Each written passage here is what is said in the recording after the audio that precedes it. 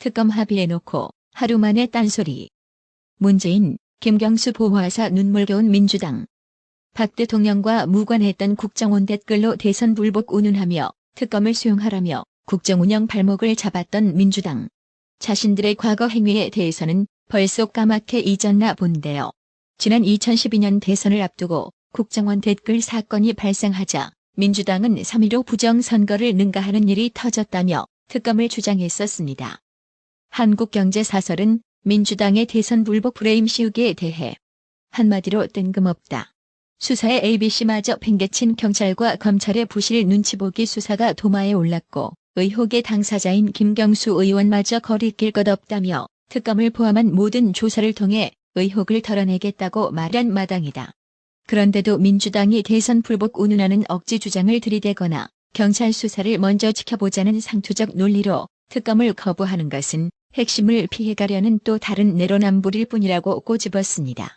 지난 19대 대선 과정에서 드루킹 댓글 여론조작단이 홍준표, 안철수, 반기문 관련 기사를 대상으로 문재인의 상대 후보들을 깎아내리기 위한 목적의 댓글과 공감수 부정 클릭을 했다는 경찰 수사 정황이 포착되었음에도 단순 드루킹 개인 일탈 정도로 수사 범위를 좁혀 특검을 하자는 민주당의 주장에 동조할 국민도 없을 겁니다. 드루킹과 김경수와의 관계가 엿보이는 새로운 사실은 지금도 계속 밝혀지고 있으며 아울러 김경수의 거짓말도 차곡히 쌓여가고 있는 중입니다. 인터넷 댓글 조작 사건의 핵심 인물 드루킹과 김경수 전 의원의 관계를 짐작케 하는 정황들이 하나둘 드러나고 있습니다.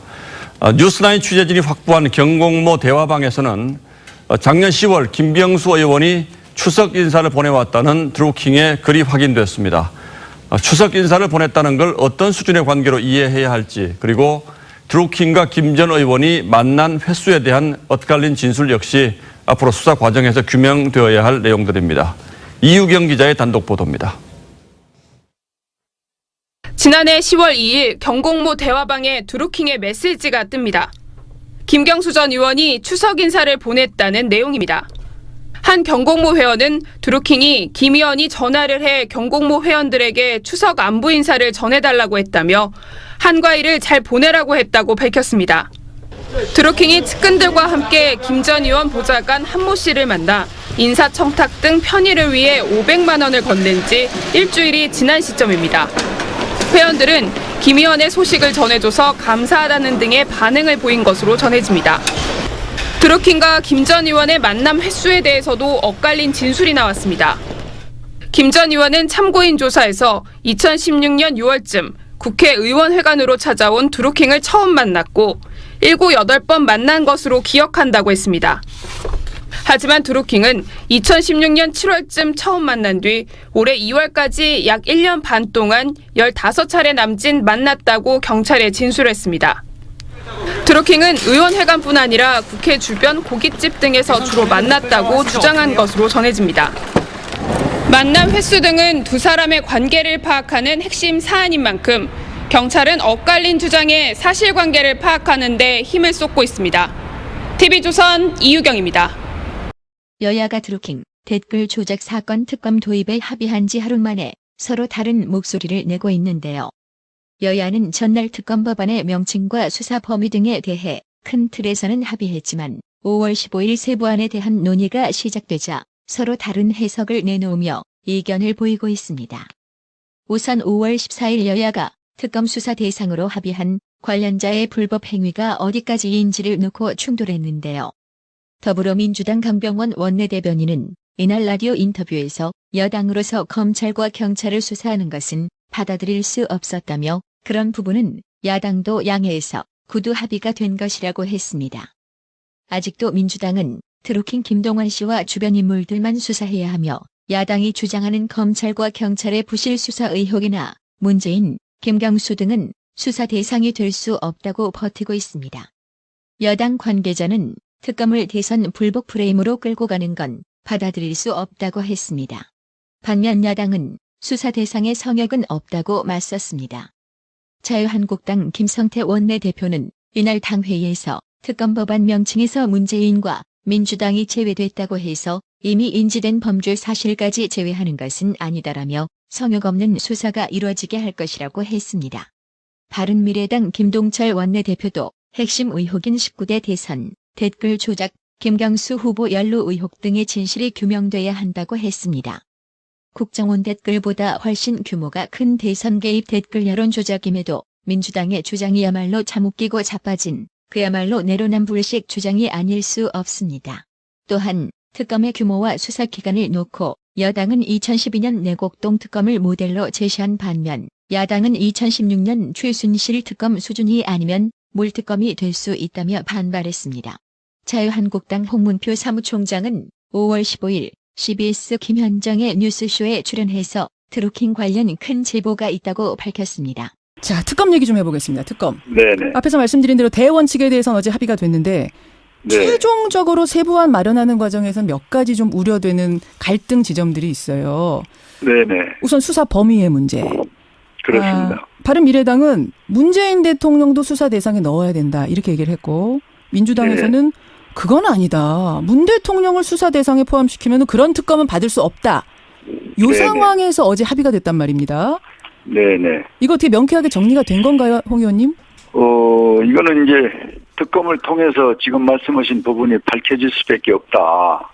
그것은 지금 처음에는 뭐 아시는 것 같이 김경수라는 분을 모른다고 그랬다가 드루킹이. 이제는 드루킹이 예. 그리고 이제 알게 됐고 거기는 또 거래 관계는 없었다. 뭐 이렇게 먼 발치로 아는 사람이었다 있는데 또 돈 거래가 왔다 갔다 하고 또 후원금이 왔다 갔다 하고 그 다음에 이제 우리가 아주 말할 수 없이 지금 깜짝 놀래고 있는 것은 예.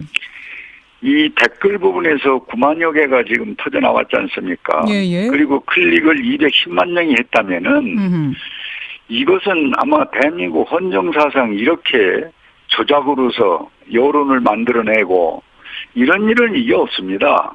그래서 정치원은 저희들이 볼 때는 예. 이 특검을 하지 않고 도대체 어떤 것을 하겠느냐 해서 그동안 논쟁을 많이 했었고 주장을 했는데 예.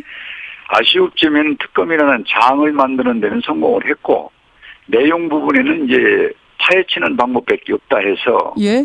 이 감사하게 국민들께서 많은 그 제보 들어오는 게 있습니다. 저희 당에. 제보를 받고 예. 계세요.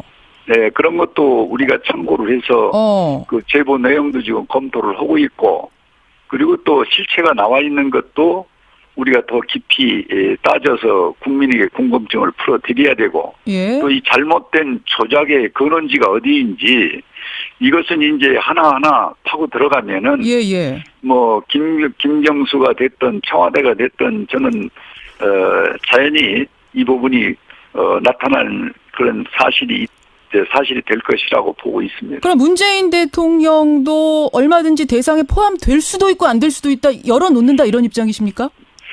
지금 이제 조사해 보면은 예. 특검이 시작이 되면은 전 그 부분의 고리가 어디까지 갔는지는 그걸 바로 밝히기 위해서 특검이 만들어진 거 아닙니까? 그렇기 때문에 예. 지금 조사 과정에서 그 부분을 집어넣는 것보다는 예. 이거는 조사하면은 이제 특검이 시작이 되면은 예. 아마 그 부분까지 저희들이 볼 수밖에 없겠죠. 볼 수밖에 없다. 지금 제가 어제 네. 4개 논의된 것들 하나하나 보니까 뭐 1, 2, 3, 5 드루킹에 대해 조사한다. 그 경공모 예. 회원에 대해 조사한다. 불법 자금 관련된 데 대해 조사한다. 그리고 이 3가지를 조사하다가 새로운 것이 나오면 그것도 조사한다. 이렇게 굉장히 포괄적으로 합의가 됐더라고요. 바로 그 부분입니다. 그러면 하다가 말씀하신. 뭔가가 나오면 그게 문 대통령이 됐든 김경수 의원이 됐든 누가 됐든 간에 간다. 성역 없이 간다.